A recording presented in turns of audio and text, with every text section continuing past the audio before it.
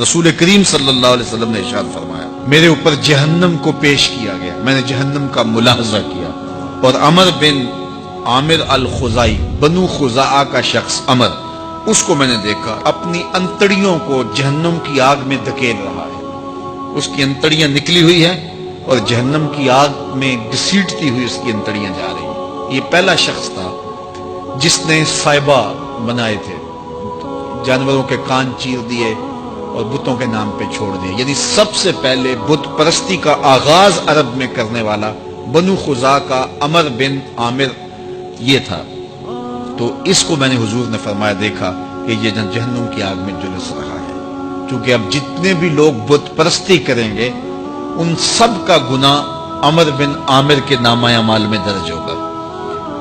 ان کو بھی گناہ ملے گا جو بت پرستی کرتے ہیں، اور چونکہ ایجاد اس نے کیے تھے، بت اس نے بنائے تھے، تراشے اس نے تھے، پھر اس کے بعد اس نے جانور بتوں کے نام پہ چھوڑے تھے، چڑھاوے چڑھانے کا انداز اختیار کیا تھا، لہٰذا اس کو جو ہے وہ گناہ پہنچتا رہے گا۔ تو کہا میں نے اس کو عذاب میں مبتلا دیکھا۔ تو اگر خیر کی بنیاد رکھو گے نیکیاں ملتی رہیں گی، کھاتے کبھی بھی کلوز نہیں ہوں گے، اور اگر برائی کی بنیاد رکھو گے قیامت تک اس برائی پر جو عمل کرتے رہیں گے اس کا گناہ بھی کھاتے میں پڑتا رہے گا۔ آقا کریم علیہ السلام نے ایک موقع پر فنڈ مانگا تو ایک شخص نے اٹھ کر کے پیش کیا، تو جب اس نے پیش کیا تو اس کے دیکھا دیکھی دوسرے بھی کھڑے ہو گئے، دوسرے بھی پیش کرنے لگے۔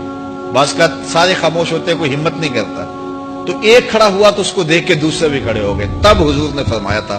من سنّا فی الاسلام سنتاً حسنۃ فلہ اجرھا، جس نے اسلام میں کوئی اچھا طریقہ رائج کیا اس کو اس کا اجر ملے گا، اور پھر اس کی دیکھا دیکھی جس نے بھی کوئی اچھا کام کیا اس کا اجر بھی اس کے اجر کی کمی کے بغیر اس کے کھاتے میں بھی داخل ہوتا رہے۔ اس لیے نیک، اور میں کئی لوگوں کو جانتا ہوں کہ جو جمعۃ المبارک کے اجتماع میں، پیر کے اجتماع میں لوگوں کو لے کے آتے رہے،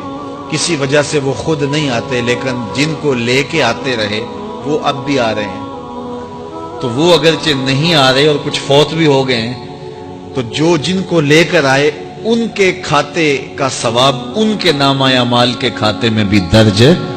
ہوتا رہے گا۔ ہمارے استاد قبروں میں چلے گئے، لیکن آج ہزاروں طلباء کو اور لاکھوں عوام کو ان کے دیے ہوئے جو سبق تھے جو انہوں نے ہمیں پڑھایا